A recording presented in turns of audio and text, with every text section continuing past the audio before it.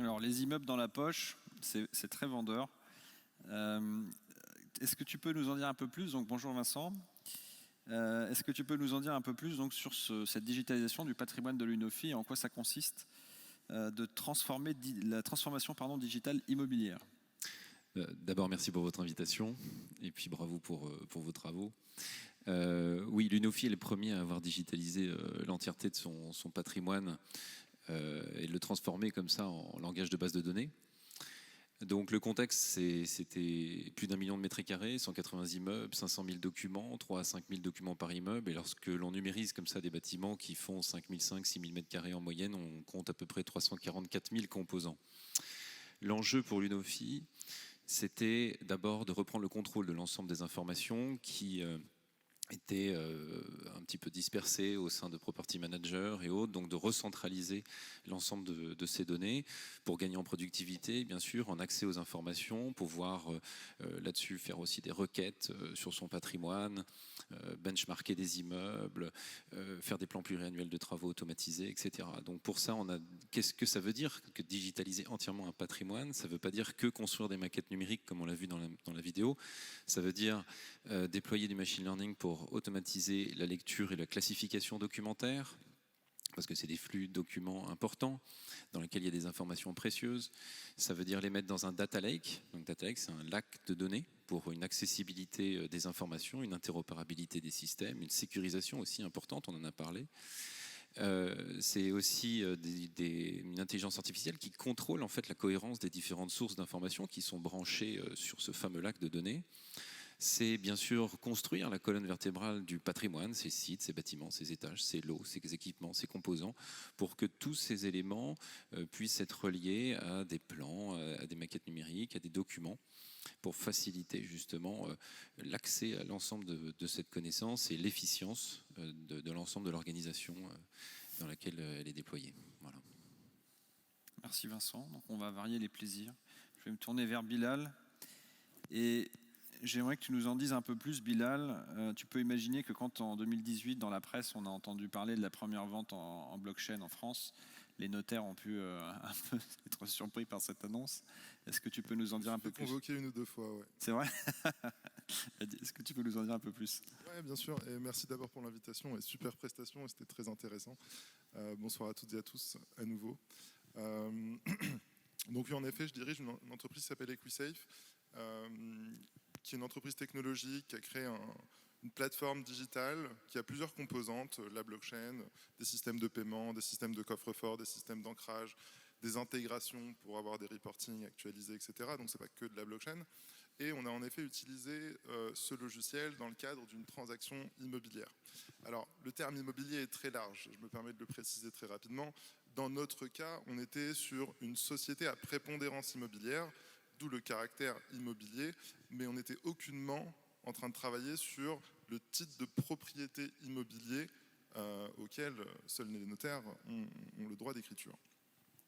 Maintenant qu'on sait ça, donc on a géré l'acquisition, ce qu'on appelle un shares deal en private equity, donc d'une société à prépondérance immobilière qui possédait et exploitait un immeuble qu'elle louait en l'occurrence à une société, donc c'était de l'immobilier commercial.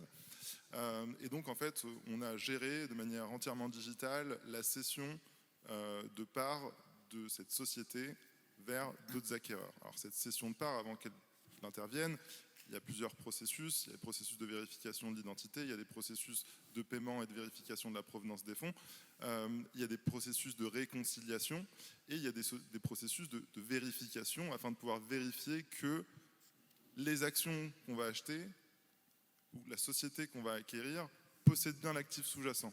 Et c'est dans ce cadre-là qu'on avait travaillé en effet avec des notaires qui avaient participé à la transaction et qui avaient certifié dans cette transaction ou ancré, la terminologie un peu blockchain, parce qu'on a utilisé la blockchain ici, le certificat de propriété et du registre des hypothèques qui avait été extrait.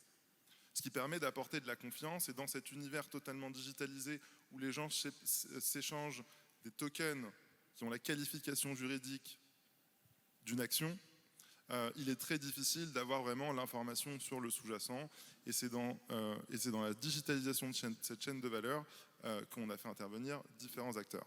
Et je dis souvent, la blockchain n'est pas une technologie qui sert à désintermédier, mais plutôt aux intermédiaires de faire leur travail de manière plus efficiente. Et on le voit bien ici dans la transaction, quand Grégoire Delamarche de l'Office Scribe notaire a certifié l'attestation du registre des hypothèques, il a apporté de la confiance, il n'a pas été désintermédié, au contraire, il a apporté un peu plus de valeur dans cette chaîne de valeur. Donc voilà ce qui s'est passé en l'occurrence pendant cet été-là. Merci Bilal. Donc je comprends que c'était finalement le notaire était quand même présent dans la chaîne. Et donc merci d'avoir rassuré nos inquiétudes sur cette vente en blockchain. Donc Vincent, je me retourne à nouveau vers toi.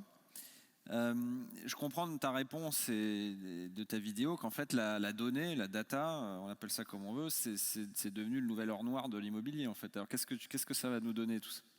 Alors déjà, contrairement à l'or noir, au pétrole, en fait, l'immobilier est encore le dernier secteur qui n'a pas une connaissance en fait de sa matière première. Donc ça peut poser d'importants problèmes en fait de performance. On estime qu'il y a un petit peu moins 20% des données immobilières qui sont numérisées. Donc il faut aller capter en fait cette information, faire l'inventaire du patrimoine bâti. C'est très important parce que on va parler de performance sur plusieurs axes. Il va falloir optimiser bien sûr d'un point de vue environnemental parce que c'est un immobilier qui consomme beaucoup d'énergie, qui pollue beaucoup à sa démolition notamment. Il y a des notions d'économie circulaire, etc., qui induisent naturellement la nécessité de digitaliser. C'est un or noir parce que, oui, il va alimenter beaucoup de processus métiers, des nouveaux métiers d'ailleurs, des nouveaux acteurs, des nouveaux business models. C'est un petit peu comme ce qui s'est passé quand on a déployé l'électricité et que les gens ne savaient pas à quoi servait la prise électrique. Et au final, ça a généré les télévisions, les machines à laver, etc. Là, quand on a un jumeau numérique d'un bâtiment, ça va déclencher énormément de nouveaux services, notamment aux utilisateurs, à tous les prestataires qui tournent autour d'un immeuble. Et enfin, un or noir, pourquoi ? Parce qu'un immeuble qui va disposer de sa base de données consolidée, à jour et fiable aura certainement à terme plus de valeur qu'un actif immobilier qui n'en dispose pas, possiblement, voilà, où il perdra moins vite de la valeur qu'un autre, par sa liquidité et par la confiance en fait qu'il génère sur le marché. Merci. Bilal, est-ce que vous pensez, au gré de vos expériences, que la blockchain va, entre guillemets, rendre plus liquide à terme, et le numérique plus globalement, l'immobilier ? Oui, tout à fait. Alors, le numérique, dans sa globalité, la blockchain n'est qu'un moyen, et je dirais même la liquidité, c'est même la fin de la chaîne de valeur. Avant, il y a d'autres problèmes qu'on essaye de résoudre. Alors, plusieurs aspects pour répondre à cette question. Le premier, c'est qu'on pourrait définir la liquidité comme le temps qu'on met pour échanger des parts, son actif, sa propriété, contre de la monnaie fiduciaire. Et donc, dans cette composante transactionnelle, il y a deux étapes. Il y a une étape où on doit trouver l'offre et la demande, qui est incompressible, et c'est du marché privé en l'occurrence, donc il y aura toujours moins de liquidité que sur des marchés publics, parce qu'il y a beaucoup plus d'actifs. Et puis il y a une deuxième composante qui est beaucoup plus opérationnelle sur le temps de réconciliation, le temps de paiement, le temps de mise à jour des registres de propriété. Et donc nous, ce qu'on essaye de faire, c'est en digitalisant toutes ces étapes en amont de l'investissement et de la transaction, en effet, on espère résoudre ce problème opérationnel qui ralentissait la transaction afin de pouvoir laisser que la dernière composante, qui est cette composante d'offre et de demande, et qui va se créer au fur et à mesure que les usages vont se créer, qui va se créer au fur et à mesure que les utilisateurs ont de la confiance, et c'est à ce moment-là qu'on aura de la liquidité. Alors on y tend, comme aujourd'hui dans le marché public, il y a beaucoup plus de liquidité qu'il y a 20 ans, 30 ans, quand c'était les prémices des marchés cotés. Je suis convaincu que dans le marché privé, on va pouvoir aller plus loin. Autre chose qui est intéressante, c'est que le marché privé constitue un vrai investissement dans l'économie réelle, ce qui n'est pas toujours le cas des marchés publics. Et je pense qu'au vu des tendances actuelles, ESG, impact, où on cherche à donner plus de sens à son investissement, c'est quelque chose qui va définitivement accélérer, catalyser cette liquidité. Merci. Alors le temps nous est compté, donc ça va être une dernière question chacun. Vincent, tu m'as confessé avoir lu le rapport, ce qui m'a beaucoup ému. Qu'est-ce que tu vois comme rôle donc, pour les notaires dans cette révolution digitale de l'immobilier ? Ce qui est bien, c'est qu'à la fin du rapport, il y a un glossaire, donc ça permet d'aller focus directement. Et puis il y avait des mots-clés comme le BIM qui m'ont pas mal parlé.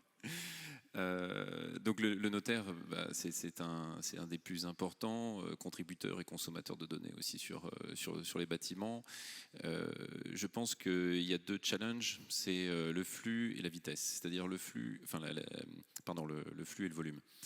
La digitalisation, ça induit effectivement de centraliser encore beaucoup plus de données. Donc le notaire va se retrouver face à des sommes d'informations quand même beaucoup plus conséquentes. J'ai parlé de 3 à 8 000 documents par immeuble, etc., qui sont centralisés dans des bases avec des indicateurs et ainsi de suite, de nombreux composants. Donc il y a cette transparence du bâtiment, certes, qui va peut-être accélérer en fait pas mal d'actes. Donc comment est-ce que le notaire va accompagner cette cession de données qui ont été acquises? Nous, on le vit sur certains clients qui rajoutent en fait cela au prix en fait de vente du bien, et le nouveau propriétaire, il peut prendre ou pas l'abonnement derrière. Donc, et la vitesse aussi, c'est-à-dire que par nature, cette transparence va faire que peut-être que les immeubles vont s'échanger encore plus vite. Peut-être qu'un jour, un actif immobilier s'échangera aussi vite qu'un actif financier. Je pense pas. Mais en tout cas, voilà, question de volume de données, comment est-ce qu'on fait passer, transiter ces informations, et puis la vitesse de transmission qui va donc s'accélérer. Et puis je pense que c'est pas Bilal qui va me contredire. J'apprécie beaucoup ce qu'il fait d'ailleurs par ailleurs. Mais il y a des mondes numériques aussi, parce qu'on parle de cession et d'acquisition d'objets réels, en l'occurrence des bâtiments. Mais il y a des mondes virtuels, ce qu'on appelle des métaverses. Alors là, vous allez me dire, mais c'est des mots complètement pas possibles. Ben si, en fait, dans ces métaverses, dans ces mondes virtuels, il commence à s'échanger des territoires numériques, à s'échanger des maisons virtuelles, etc. Et est-ce que là aussi, comment est-ce que le notaire va se positionner? Mais je ne sais pas. Je n'ai pas la solution encore. Voilà. Merci Vincent. Donc, ce que je retiens, c'est que la donnée va, à mesure qu'elle va être le jumeau numérique de l'immeuble, va concentrer de plus en plus de valeur.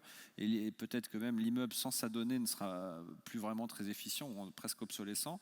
Et donc le notaire a un devoir d'accompagner la transmission de ces éléments et de l'accompagner. Et je retiens aussi que tu proposes que les notaires se positionnent sur les ventes de terrain dans les mondes virtuels. Je trouve que c'est une très bonne idée. Déjà, c'est bien de posséder les murs et les données qui vont avec, et que vous puissiez faire ce qu'il faut pour que ça puisse transiter naturellement. Merci Vincent. Bilal, je vais te poser une question assez similaire. Quel rôle tu vois d'un œil extérieur pour le notaire? Alors,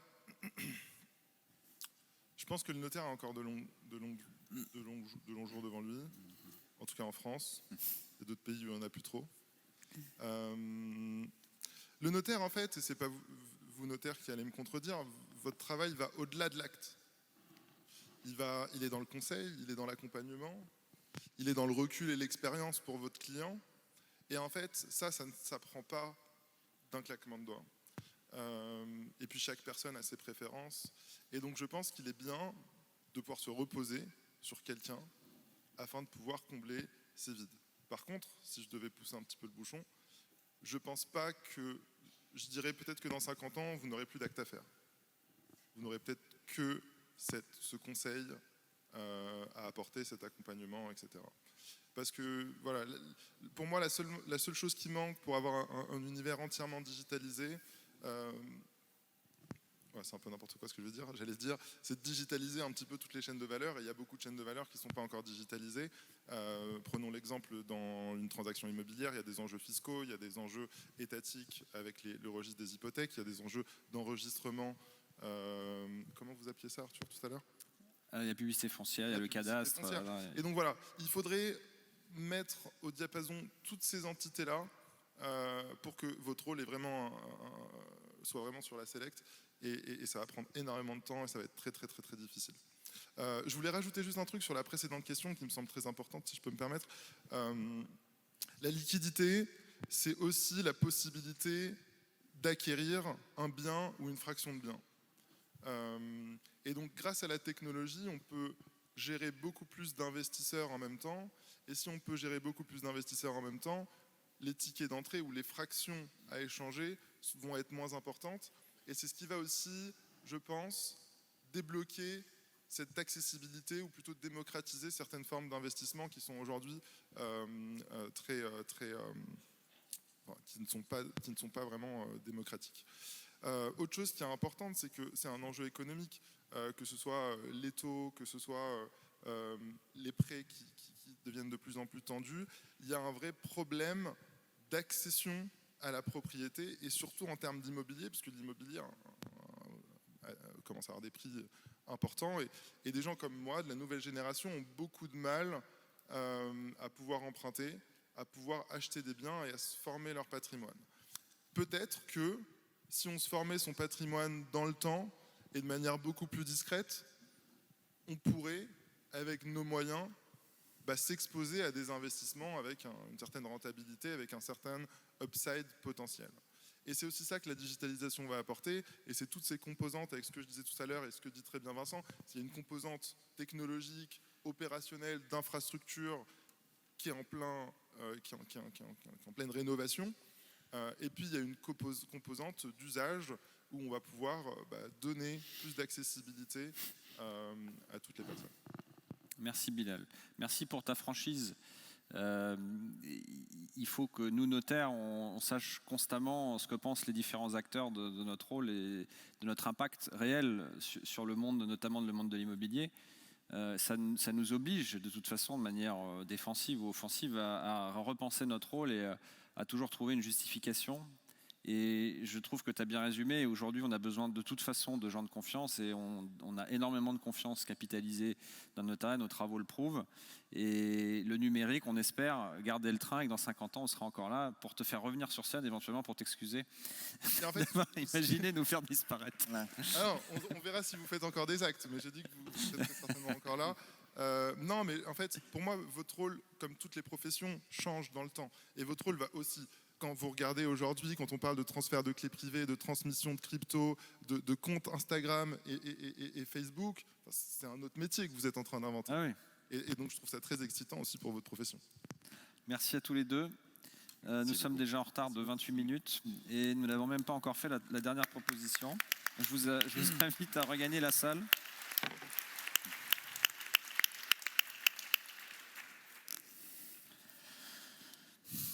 Alors je vais résumer. Donc moi, ce que je retiens de cet échange, je ne sais pas quel effet il vous a procuré. J'espère que vous n'êtes pas ulcéré. Je retiens la mémoire, la donnée, la fiabilité de la donnée. Je retiens le tiers de confiance. Et en fait, quand j'entends ça, je vois le notaire. J'imagine le notaire. J'imagine le gardien du consentement, le gardien des contenus des actes, la fiabilité. Et la suite logique, et c'est ce qui nous a amené dans nos travaux à faire une proposition qui n'est pas directement liée à l'immobilier, mais qui est finalement connexe, c'est qu'au fur et à mesure qu'on va devoir dans nos activités immobilières avoir de plus en plus de données, une masse de données de plus en plus dense, peut-être sous des formes diverses qui ne vont pas rentrer dans les formats actuels, qu'il fallait réfléchir et anticiper tout de suite à un acte authentique électronique augmenté.